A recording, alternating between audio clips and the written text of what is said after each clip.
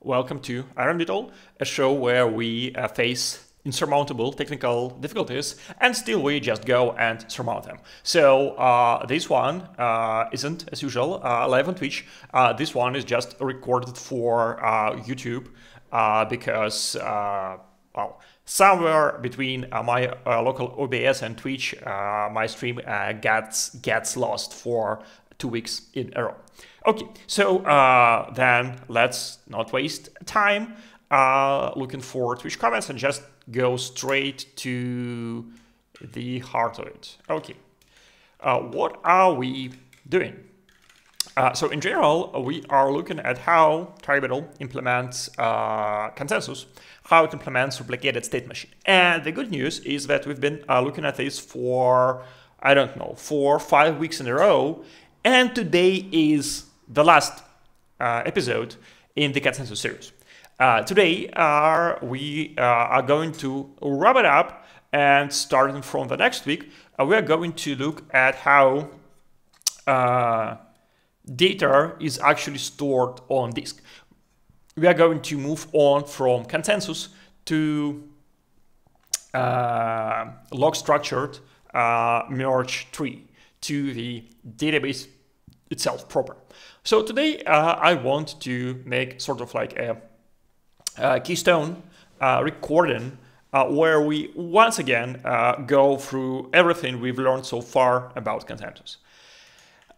Before we start with that, in the message header file, let's quickly recap what we were talking about last week. So last week we looked at how view change happens in practice. So in general, there is a number called a view number. A view number uniquely determines the primary for a particular view. A primary for a view V is number of replicas. The primary for view V is a V modulo the total number of replicas. When replicas decide that they need to switch the primary, they update their new number. Specifically, whenever a replica receives a message with a higher view, it jumps view, it updates its own view number. Or if the replica hasn't heard from a primary for a long time, it also updates its view number. But that latter case is like slightly more complicated, because if replica just updated its view number based on the local information, it could be the case that an asymmetrically partitioned replica prevents cluster from operating, because one replica constantly bumps its own view number, it propagates this view number to the rest of the cluster, but itself, because it is asymmetrically partitioned, never hears from the primary. So what we do there is actually a two-step start view protocol. When a replica stops hearing from a primary, it broadcasts start view change message.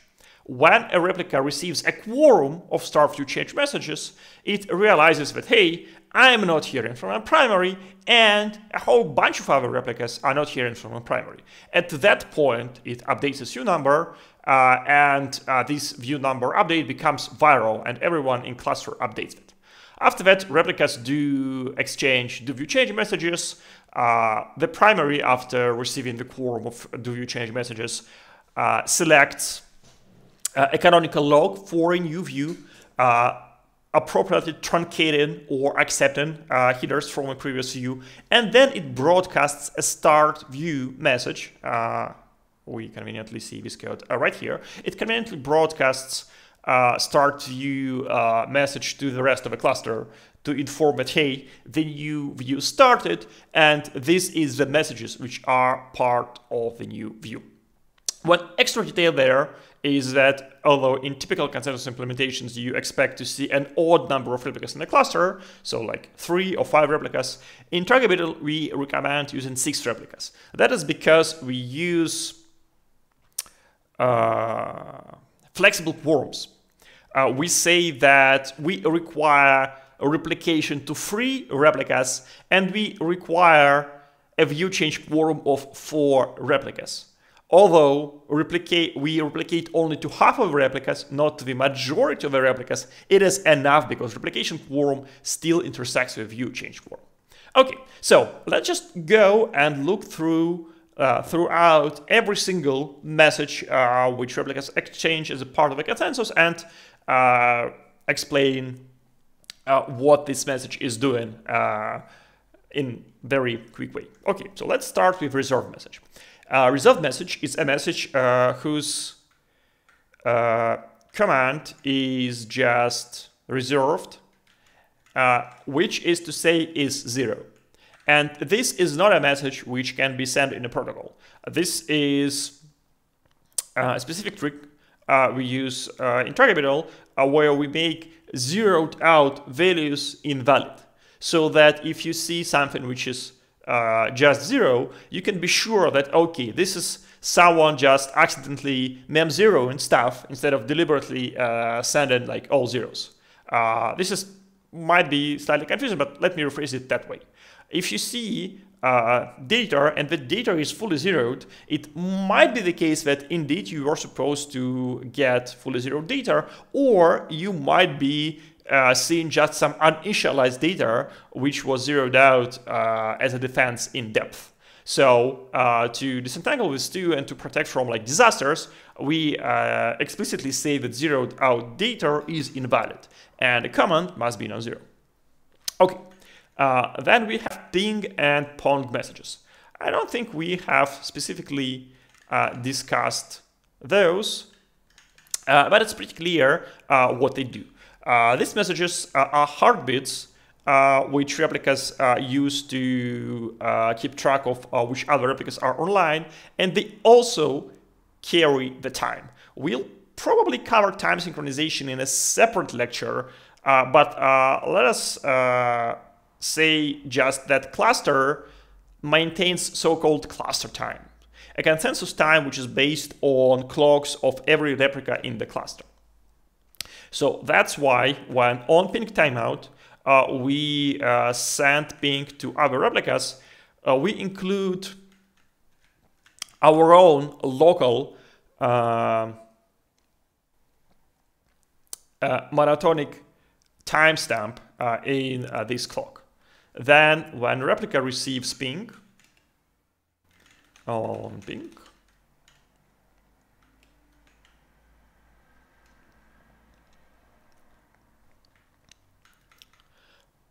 it goes and sends the old timestamp. Well, okay. So this is slightly more complicated. So when we ping, we send our monotonic time. the monotonic time is going to be used only to measure the round trip time between the pings. So when we respond Pong, we include the old monotonic time, so that when we in replica, so when we receive Pong back again, we could actually compare the time of ping and the time of our receiving the Pong and compute the round trip time. But then in Pong, we also include our wall clock time. So when a replica receives a response to its ping, when it receives Pong, it tells its clock data structure, which tracks with cluster time, that, hey, I have learned that this replica has this time, this local time, and I sent my ping request at M1 moment, and I received the response at M2 moment. So M2 and M0 are local times, while T1 is a real time of a remote replica. And then clock using time pencil algorithm actually figures out what is the cluster time. Okay. So that was ping and Pong. Then we have ping client and Pong client. I don't think we have discussed client protocol in any particular level of detail, but important thing that ping and Pong client include is the view number. So when a replica receives a ping from a client, it immediately responds with a Pong, informing the client about its current view. And when the client receives this Pong, it updates its own view. Why the client needs to know its view? Well, because the primary is the replica that processes client requests, the client should direct its messages towards the primary. But for that, the client needs to know who is the primary, and for that, the client needs to know what is the view of a cluster. Okay. So let's move on. I hate how in VS Code back and forwards actually jump between different view panes, because, well, if I click back in like this right half, I definitely want to remain in this right half. I want to have like local history for the tab and not like the global history where my current was. Okay, anyway, that was like ping client and Pong client. Request. This is what client sends to the replica. Important bit about request is its size and its command. So command is, well, not the command, the operation. Command is request. The operation is what state machine operation are we doing. So in terms of accounting state machine, it is either create transfers or lookup transfers. And the size basically dictates how long is the body of this request. And the body contains actual transfer and create account objects. So in target.zig, we have these data structures which define the double entry accounting model. So remember, like, why we do this like whole double entry accounting thing? Well, this is because we want to. Why we do this whole consensus thing? This is because we want to have double entry accounting. So this is our logical model of double entry accounting, and this is exactly what is stuffed in request in the body using this size. Okay,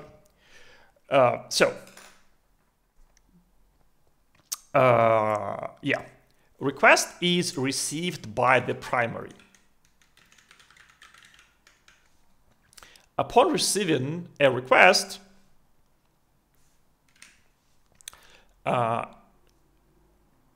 primary converts this request into a prepare. So what is the difference between a request and prepare? They're actually pretty similar.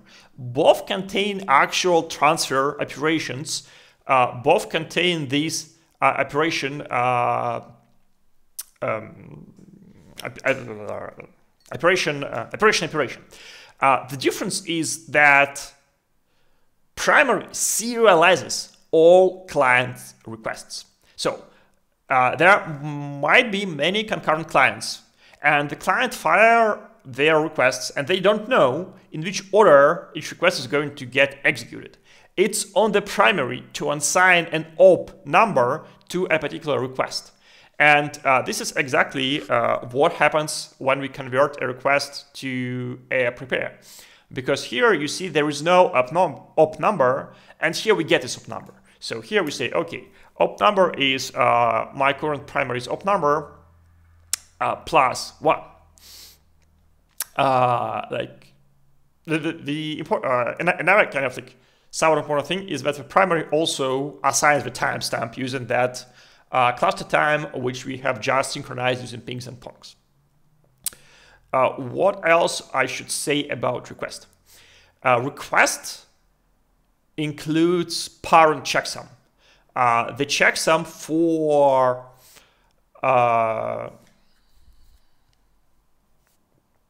preceding requests. And that guarantees that, it's actually interesting, I would assume that to actually be a checksum of the response to the previous request, because what you want to enforce is that every client has only a single request in flight. But well, apparently this is not how it works. Okay, sorry, let me jump to one.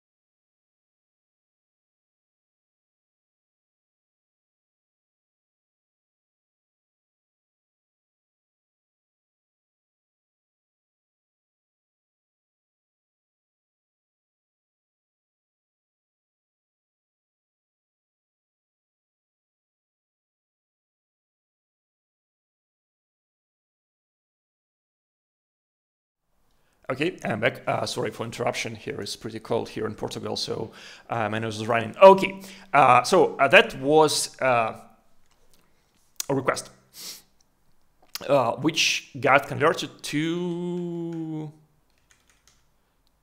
a prepare, which should be, the next message after request is prepare. So prepare is essentially a client request, but the primary stamped it with a timestamp and with op number, and op number are monotonically increasing. Then primary is going to send a prepare to itself, and after that it is going to broadcast prepare to other replicas and to append it to a local disk. So whenever any replica receives a prepare, including the primary which receives prepare which it sent to itself, the replica first replicates this prepare, meaning that it sends it to other replicas. And well, I've said broadcast, but that's actually inaccurate, because if you are broadcasting, then you are wasting your bandwidth. Like imagine you are like a primary and you need to talk to every single other replica. So we don't actually broadcast, we do ring replication. We arrange all replicas in a ring, and replica N sends its prepare to replica N+1, which is exactly what we are calculating here in this replicate function. Okay, and we also append our prepare to our local disk, which is to say we go to the journal and we write prepare in a journal. I don't think we have covered we have covered how journal reads prepares. We haven't covered how journal writes prepares, because, well, this is like slightly tricky exactly to allow for storage failures, but, well, we'll get to that one day.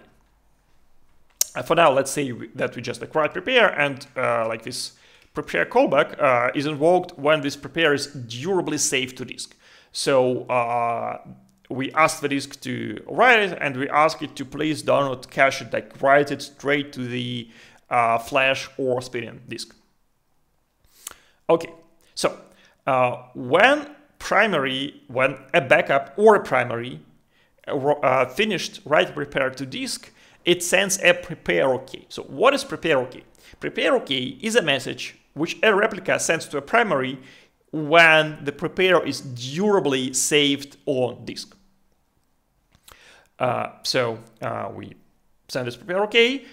We might be the primary, so we need to consider the case where we send prepare OK to ourselves. So again, kind of like this is fancy. If you're a primary, you send prepare to yourself, and then you send prepare OK to yourself, because you actually don't try to differentiate between your local persistence and backup persistence. And it might be the case that your primary disk is like super slow.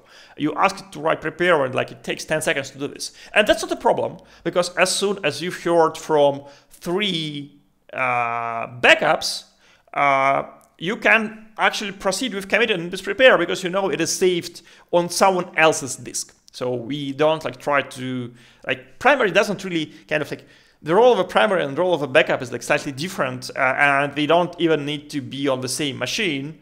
So all of the same machine can like both play a role of primary and the role of backup. So primary doesn't kind of like really care whether it is like on its own disk or whether it is on someone else's disk. Okay, we should just go and send this prepare OK. So what do we do on prepare OK? Well, first of all, this is something for the primary to decide. Only primary, the current view acts on prepare OK. I wonder, do we have, we have an assertion that if we receive a prepare OK, not only with a primary, the prepare OK originated in the view which we are currently in, which is actually important. So both prepare and prepare OK include view number. The view of a prepare is a view when this prepare was prepared by the primary. Prepare OK is the view when the replica confirmed that it has its prepare. You might have prepare OK in view 10 and that prepare in view 10, and then for this prepare, you might have prepare OKs in views like 11, 12, 13, if you are unsuccessful at commit and prepare in a review. So actually, we haven't looked at the data in the prepare, but the main data is that this parent. So, well, not parent, prepare. So prepare OK obviously includes the checksum of prepare, which it acknowledges. Okay, so what do we do when we, as a primary, receive prepare OK? We count whether we have received a quorum of prepare OKs from all the backups, including ourselves. If we receive the quorum, then we try to go and commit, so actually execute the received prepare. This goes through commit pipeline next, which will pick up a prepare from the queue of yet uncommitted prepares on the primary. And if this prepare has a quorum, it will actually run the execution of this prepare. The execution first consists of prefetching. So state machine looks at the prepare, looks at the actual operations in this prepare, all the transfers, and in parallel fetches from disk all the accounts which are touched by the transfers in this particular batch of transfers. Because again, prepare contains not a single transfer operation, but a whole batch of them. Okay. So, we ask state machine to load the data from disk into memory and then invoke prefetch callback. After this is done, we prefetch client replies. Again, we haven't looked at the client reply protocol. But yeah, we need, actually, I don't remember why we need to do some asynchronous operation here. Well, never mind. The important thing is that after we have prefetched, we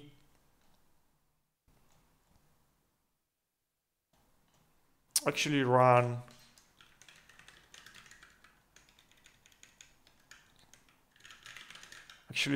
commit. Okay, yeah.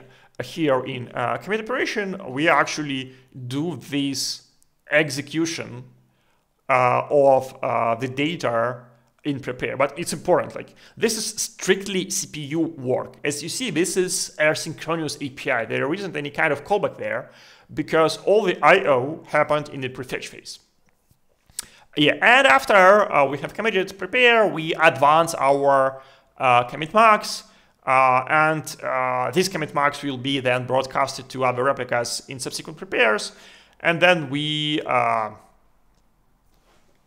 send a reply to the client.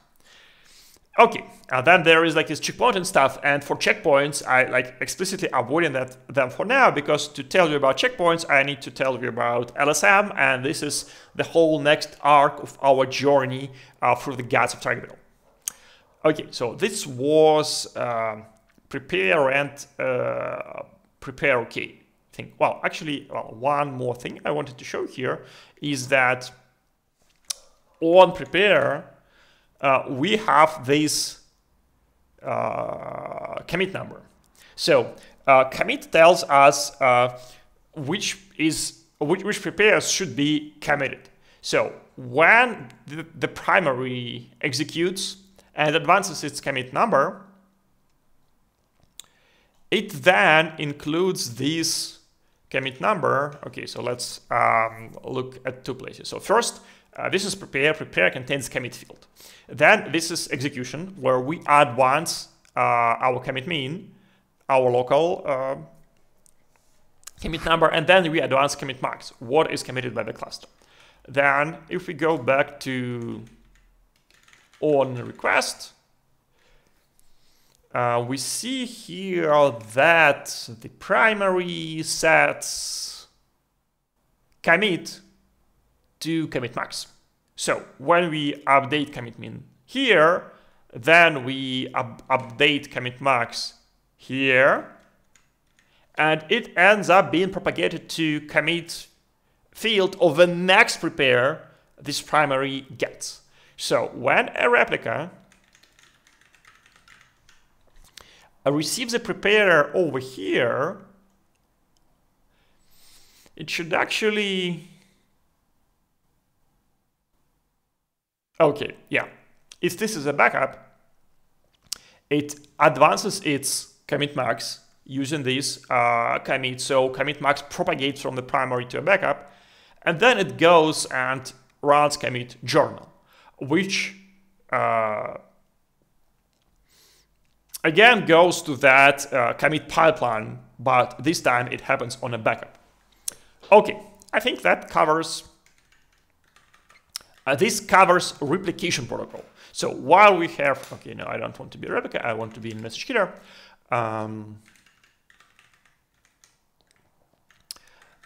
So this request prepare okay, reply. Well, I guess, okay, I guess I need to talk about committed. So what is commit message? As you've seen, normally we include commit in the subsequent next prepare message. But what if a cluster is idle? What if there isn't any new prepares? Well, then on commit message timeout, primary sends a commit message, which is just a header, which also includes this commit number. Then backup, upon receiving commit message, advances its... Yes, it advances its commit number and then again tries to commit. Okay, so this bunch of request, prepare, OK, reply, commit is like a normal protocol. This is actually like a replication. This isn't really consensus. So basically, we receive a request from a client. We want to execute it. But before we execute it, we actually want to make sure that, OK, it is present on at least 3 other replicas in case like we die and we want to resurrect it. So we first replicate it to 3 other machines. And once we get confirmation, from those 3, well, we replicate it to 3 machines. 2 of them necessary must be other, but 1 machine might be our own machine, or well, it might be a different machine. Depends on which is faster, our own local disk or network trip to a remote machine and remote machine disks. Which again, it might be the case that remote machine's disk is actually faster if our disk is failing. Because remember, one kind of failure, like disks have like several kinds of failure. In one kind of failure, disk returns you an error. So you do a write syscall and you return like -92, something went wrong. Another case is where disk returns you garbage data. So you read something from disk, but then checksum doesn't match, this is also a possibility. And finally, there might be a gray failure.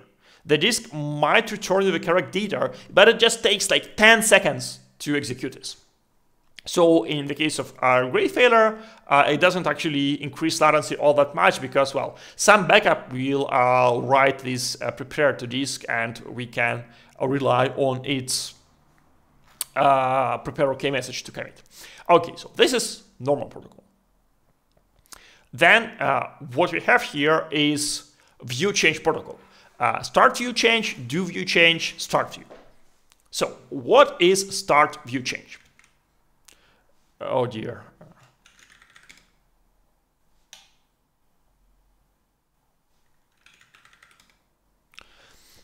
Okay, I'm back. Sorry for locking my screen. What is start view change? This is what we discussed last time and which we discussed already in this recap. Basically,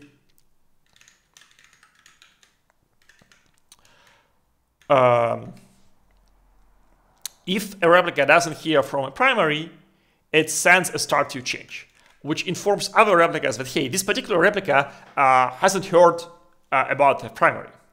When a replica receives start view change, it realizes, well, okay, at least that one neighbor neighboring replica doesn't hear from a primary, which might mean that either primary have problems or that neighbor has problems. To disambiguate between the two, replica waits until it receives a quorum of start view change messages from different replicas. And if replica realizes that Alice haven't heard from primary for a while, and Bob haven't heard from primary for a while, and Charlie haven't heard from primary for a while, and maybe even if the replica itself haven't heard from primary for a while, this probably means that the primary is dead, and that we should do view change. So when this happens, primary backup transitions to next view. It passes its current view +1 to transition to view change status. And there we go and update our view somewhere. Update view new. Okay, yeah, we update view here. Conversely,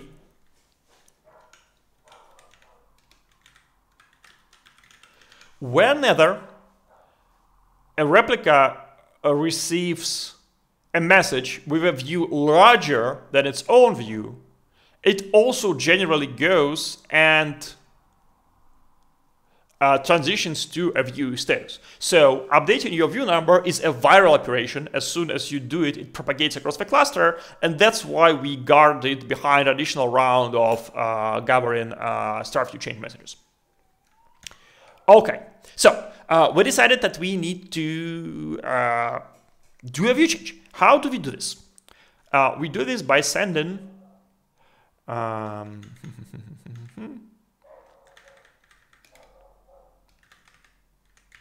again, I haven't, okay.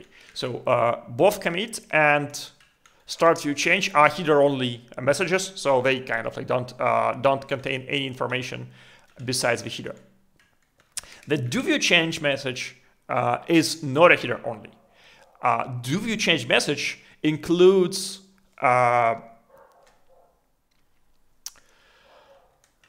headers. So we will, whenever we receive a do view change, we will call this message body as view headers, which will look at the header size and then cast the buffer of the size to a bunch of headers for prepares. So what are those prepares? What are those headers which are included in do view change? This happens in update, in view change update view headers, and basically this is all the, so the rule is here. As a backup, in do view change, you must include the latest committed header that you know of and all potentially uncommitted headers that you know of. So we know that if the latest header we accepted is self-op, and we know that at most pipeline prepare queuebugs headers might be in flight at the same time, then all potentially uncommitted headers are included in the down loop from this self-op of length this.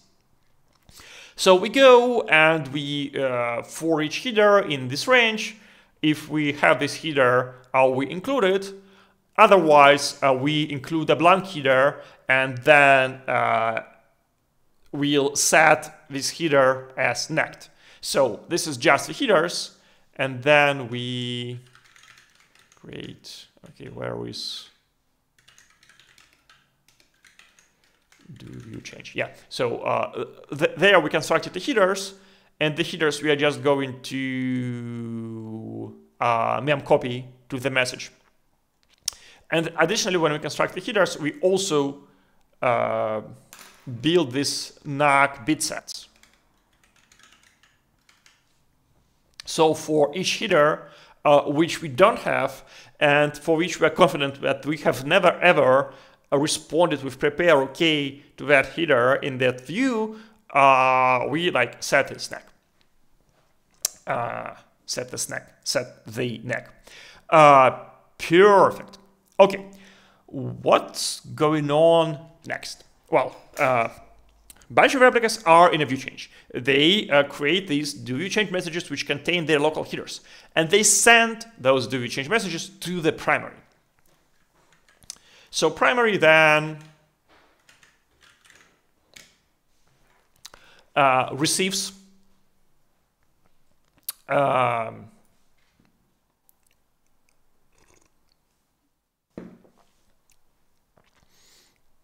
this message, and it check if it received quorum of messages. So it received messages from majority of the replicas, and once it does that, it actually knows that it must know about any potentially committed prepare. So then it goes and computes the head of the new view. Again, this isn't as simple as we include everything which you've heard about. Because what might happen with disk failures is that in a previous view, primary replicated prepare only to a single replica. And that prepare get corrupted on that single replica. So now, kind of like we know the hero is prepared, but the body isn't actually available. It is gone completely. So, which is fine, because this prepare was replicated only to a single replica and is guaranteed to not be committed. But the consensus protocol must be able to truncate this prepare. And this is exactly what this quorum headers function does. It figures out like what we should truncate. So anyway, after primary gets this new head for its new view, it transitions from a view state to normal, and it sends start. Okay, where it is? Start view, just start view. Yeah. Primary starts a new view, and it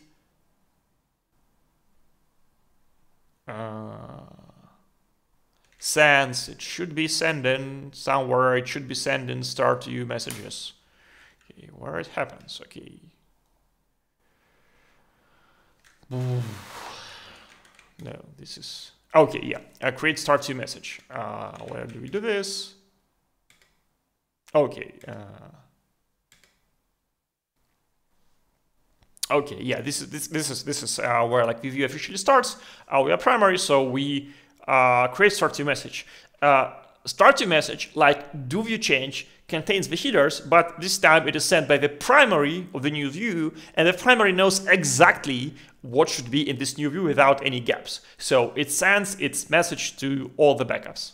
Then backups. Okay, let's go here. Start view. Okay. So again, important thing here, like in do view change, is that there is size and that we include a bunch of headers.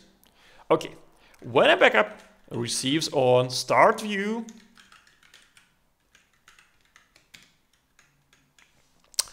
well, it transitions to this new view, and crucially, it truncates its current log. So this header that start view says which messages should be included. And what's more, because it is sent by the primary, everything not there should not be included. So the primary, the backup just goes and truncates everything past that number. And then, yeah, it goes back to normal and continues processing requests. So this was start view change, do view change, start view. Consensus proper. So, okay, let's do this. This is replication.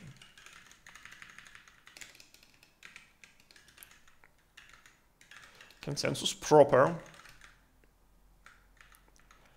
This one is connectivity and time synchronization.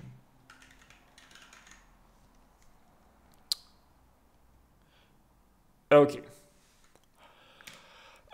This one, this next thing is repair. Again, we assume that disks might fail, so our local information at all times might be incomplete. And we need to complete our information using data from other replicas. This is what is done by repair. Repair is generally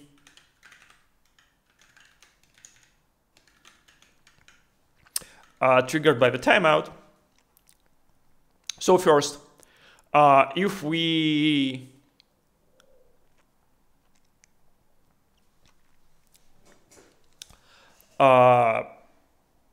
know that, like, if our latest prepare is like op 10 and we know that op 20 is already committed, the first thing we do in repair, we want to get that op 20. And for that, we issue request start view to the primary, and the primary responds to us with view headers, like with the most up-to-date view headers.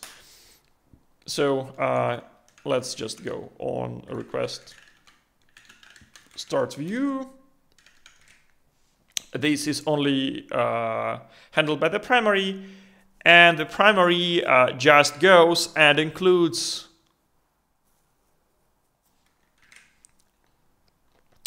all the latest messages it has. And again, primary always has complete log. When replica, and we have already seen what happens when replica receives on start view, it basically advances its current state to what was sent in start view. Okay, so this is request start view. Then request headers. After we are certain about our head, we might find that we have a break in our journal. So we have a header for op 20 and we have a header for op 10, but we don't have headers for ops in between. If we do that, we send request headers with the range of headers we want. And then on request headers, we just go and copy the headers between those two numbers and send them back and reinstall our headers. What is a header? Well, the header is what we're looking at here, like just like the header of the message, like this fixed size data structure, which doesn't include the body. But the header includes the checksum of the body. And that is very powerful because this means that if a replica has a header, it can then fearlessly repair its body, because like if someone, like maybe not even a member of a cluster, sends it some data and the data happens to match the checksum in the header, we know that this data is correct because, well, our checksum is cryptographically secure and we assume that you cannot, like, just cook up equivalent checksums. Okay, so let's go back. Yeah. When replica knows, wait, why have I broken something? Why this doesn't go to definition anymore? Yeah, after the replica knows the headers, okay, let's do it the old school way. It can then request a prepare. Again, message without body, the important thing is that it contains the checksum of the prepare. So I'm not even sure that if we even need to look at how this works, because, well, it's all pretty trivial. We get the prepare, request prepare message, and we try to read the prepare with this specific checksum. And if we succeeded, then we, so if we succeeded, it's not now, we just go and send this prepare back to replica, and that triggers that standard on prepare workflow we have seen before. So we don't even try to distinguish between repair and prepares and, like, not normal prepares which we get from the primary. It's just all on prepare. Okay, so that was request prepare. Request reply is for client replies again. I haven't covered reply protocol, and it's like not super interesting, so maybe we'll get to it at some point later. Well, yeah, the headers is the response to request headers. That's all pretty trivial. Okay, so what we haven't covered: eviction. Eviction is sort of actually like a kind of a reply. So normally when a client sends a request, it receives a reply, but we have a fixed amount of clients in the cluster, and we, if a new client tries to join and the cluster is already full, we actually evict the oldest client. So instead of a reply, the client might also receive an eviction message saying, hey, actually, you are no longer welcome in this particular cluster, which is okay, because clients are ephemeral, and if the client really believes that it needs to be, well, because kind of like normally, like, we evict the clients which we haven't heard from for a while. So normally this means that, like, hey, the client isn't actually even there, and like might not even receive an eviction. But if you receive an eviction, you feel that you should be a member of a cluster, well, you just create a new client ID, which is just a random number, and you try to reconnect, because clients are not, like, well, clients are not persistent, they are ephemeral.